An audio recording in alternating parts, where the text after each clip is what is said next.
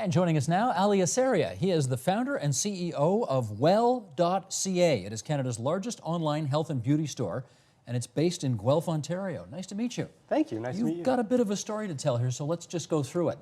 Starting with, how old are you? I just turned 30 2 days ago. Oh, congratulations. Okay, you're 30. And you're from Guelph? That's right. And where'd you go to university?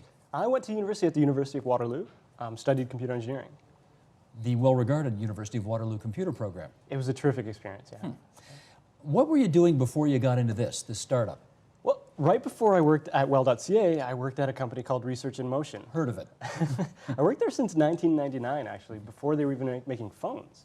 And it was a great experience. I got to experience so much because the company was growing so fast. I was 19 years old when I started and just saw the company grow along with myself. Well, that sounds like a good job. Why would you want to leave that?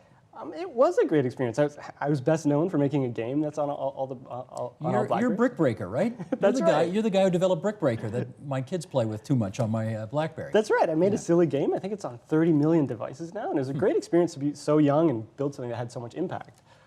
But as the company grew, I kind of just grew out of the idea of working at a big company. I wanted to work somewhere fun.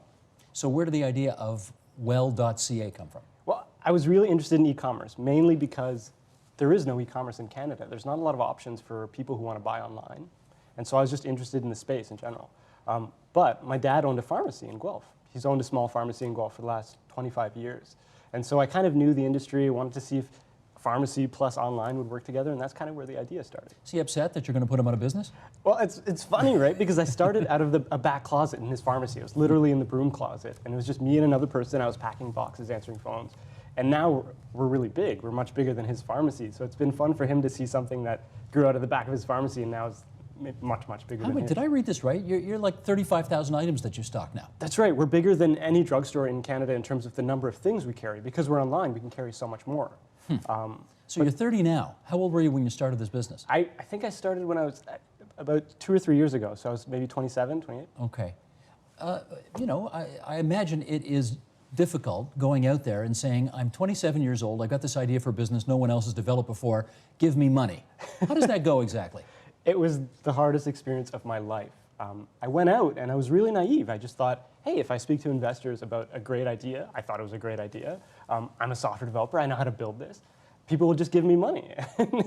It really didn't work that way. It was really hard. I met a lot of people that were very kindly and some very meanly said, no, we'll never invest in this. What do you mean meanly?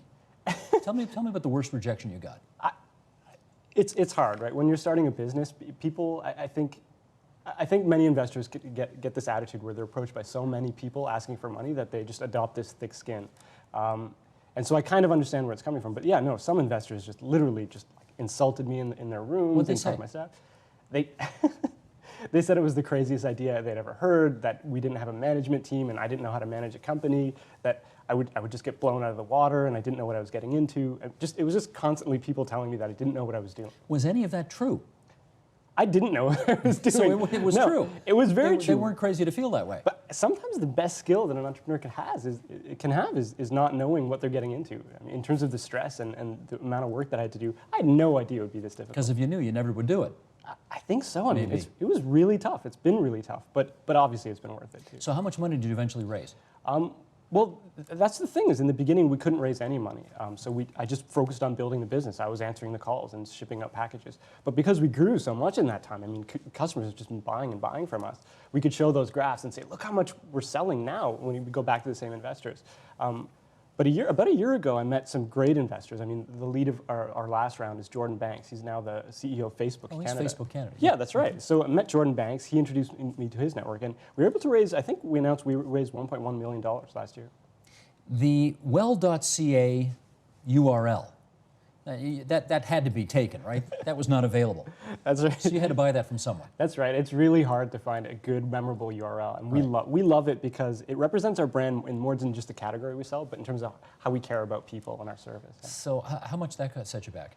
It was way too expensive for me in the beginning. I remember I was looking for a URL, and the person who owned it said, "This is going to cost $7,000." And I said, "I don't have $7,000. I had to borrow it from my dad." And my dad said, "That's more than $1,000 per letter. Can't you get a longer one?"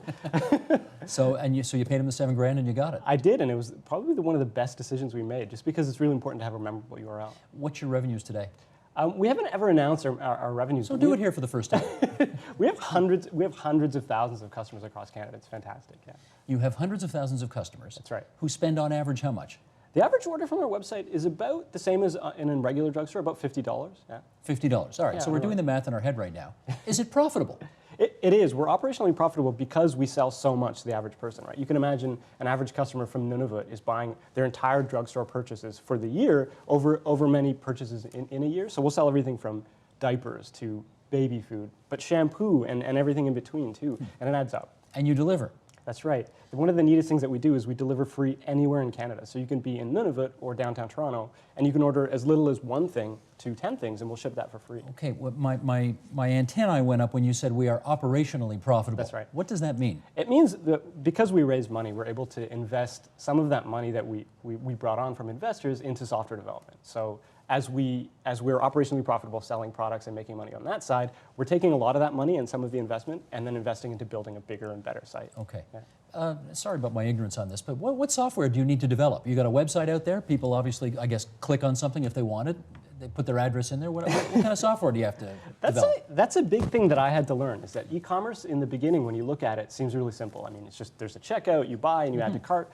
But there's a lot more to what we do in terms of, we have the ability, for example, to build a wish list. Say, I want to buy diapers every week and have that shipped to me. But also things like recommendation engines saying, if you buy this, you may also like this. That's the kind of stuff we're constantly building on. Okay. When your dad started his store, he had to do A, B, and C before he could put a shingle out there and open up the front door. That's right. Obviously, you don't have bricks and mortar. So what's the difference between starting the kind of business you started versus how he started? Yeah, I mean, the biggest difference between starting an online store is that you can start for much less, right? Because we didn't need a retail front store. We didn't need to buy a building. But all of a sudden, you have access to the entire Canadian market. You can sell to everybody coast to coast. And that's really the game changer. That's why e-commerce changes everything. I get why people within an hour of where you are might want to go for this, but people really in British Columbia order from you, or Nunavut, or Quebec? It's incredible. They do, eh? It's incredible. You wouldn't believe how many people I personally know now in Nunavut. It's just because it's so appealing for people who don't have access to products, and now they have access to more selection. But the biggest reason people buy from our website isn't because of that. It's not because of price. It's not because of selection. It's just because they don't have time. And so one of the big mottos we say in our company is, we don't sell products. We sell, have 30 more minutes with your family time. And that's kind of the reason why we're growing so much, is that there's more and more people who are busier and busier. Will they pay extra for that? Well, our hope is that we can sell products at a fair price, excel at service, but make it up because we have to have much more scale. That's how we make money, is because we can sell to so many more people, we can offer better service. But just so I understand, if I wanted to buy that bottle of shampoo in my local drugstore, I won't say a name, or buy it from you, is it going to be the same price, basically? It's going to be the same price. People wouldn't buy online if it wasn't. Okay. Let's talk venture capital for a second. One of the things that I'm constantly told by people is that we have an extremely immature culture in this country when it comes to venture capital. There just aren't, as there are in the States, thousands of folks out there ready to lay down $500,000 to some startup to get going. Was that your experience? Yeah, I mean, that's something that entrepreneurs in Canada talk a lot about, is that in Canada, there just isn't the same kind of buzz around raising venture capital as you would see. I just came from the Valley, and you'll be in a bar. Which valley is that? Sorry, the Silicon Valley. Silicon Valley, okay. And I just came from the area where, like, for example, Facebook is around. And you'll go to a bar there, and venture capitalists will literally be tapping you on the shoulder saying, can I invest in your company? I overheard what you're doing. You don't see that kind of energy in Canada. Hopefully that's changing. Why don't we? This is a big question. I think part of it has to do with Canadian culture, just the idea of less risk tolerance. But part of it is that you need a big ecosystem in order to have a few funds that'll take these kind of risks. And Canada just doesn't have that mentality. I think on one hand, it's that lacking that risk mentality saved us, because we've had a conservative culture which helped us get through, do much better than the US has done in the past. But at the same time, the risk is that if there aren't VCs that are willing to invest in startups won't form here. On the other hand, we have a pretty solid banking system, and we don't have millions of houses underwater here, right? I mean, there's a plus and a minus to our being risk averse. Right. I think the other part is though that everything that's available in Silicon Valley in terms of the kind of talent that's there is available here, right? We have the best engineers coming out of universities here, and so investors need to think, I mean, why are we taking capital from here, deploying it in the States and investing in American companies when we could be investing it in Canadian companies that have the same advantages? Right? If this is a virtual company, right? There's no bricks and mortar. This is a virtual company, which basically means you can run it anywhere you want. That's right. So why are you still living in Guelph, Ontario? We love Guelph. I mean, if you go to our site, it's at well.ca, well.ca. You'll see that we're You promoted the hell of it today. Don't worry, everybody's got the message. Go ahead. One of the things you'll see is that we're extremely, extremely friendly. I mean, a lot of our site is less about the products and the way that we sell it, right? So there's a handwritten note on every order. We answer the phone the first time you call on the first ring. And in order to get that culture, we need to run out of a smaller town in Canada that kind of reflected strong values and culture. Wouldn't you have better access, though, to the kind of money you need to grow the business if you were in the States? Yeah, I mean, that's something that I worry about, is that in Canada in general, as e-commerce grows, I mean, e-commerce is growing exponentially. U.S. companies have the same advantages as Canadian companies. You can run an entire e-commerce company out of the U.S., keep all of the talent in the U.S., and then sell into Canada. And so I think Canada needs to think, and we feel like this is really important to us, is how do you start e-commerce companies in Canada, keep the staff, keep the management, keep the developers in Canada, because it's better for our economy if we can run e-commerce from within the country. How many employees now? We have 45 people. We were 2 people 2 years ago. You went from 2 to 45 That's in 2 right, years. it's been growing, yeah.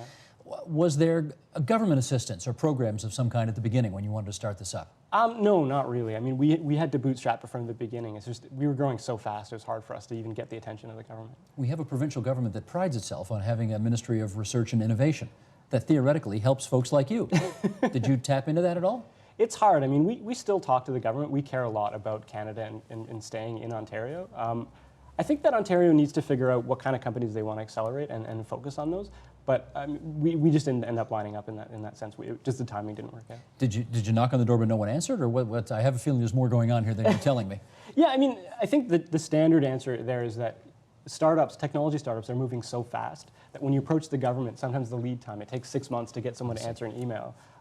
We just had to grow in that time, so we ended up working with private investors. Are you serious about that? Get six months to get an email response? Yeah, I mean, we've had that experience. I mean, things are changing all the time, and I think it might be getting better. But for us, at the timing when we started, it didn't make sense. You know what, Ali? You should have called Rob Ford. He returns people's calls the same day.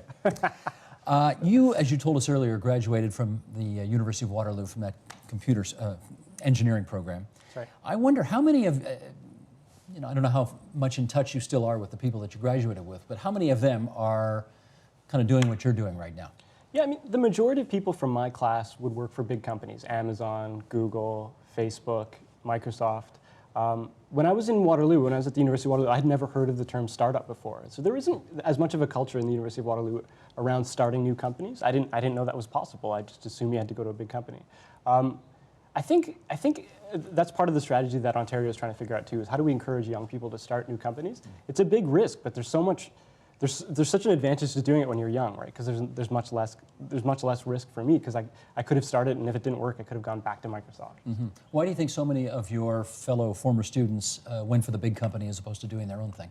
I mean, obviously it's the safe choice, right? So Microsoft pays extremely well, RIM pays well, Google pays really well, and I think when you don't know what's going to happen when you're going into a startup, it's easier just to go into the safe opportunity. And then once you're there, I mean, they're really good at retaining staff. Right? Is it better to be your own boss? It is much, much more stressful. I mean, I have 45 people that are depending on me, and that takes a toll. But I think for the right kind of person, there could be nothing better. Okay.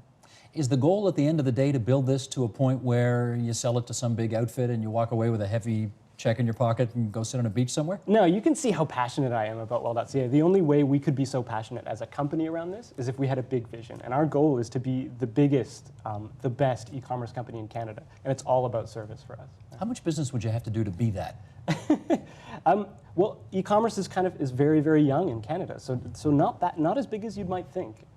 Millions though, yes? Yeah, certainly. You'd have to be doing millions of dollars worth of business. That's right. Right now you're doing hundreds of thousands of business. No, we're doing millions of dollars. You are doing millions already? Certainly.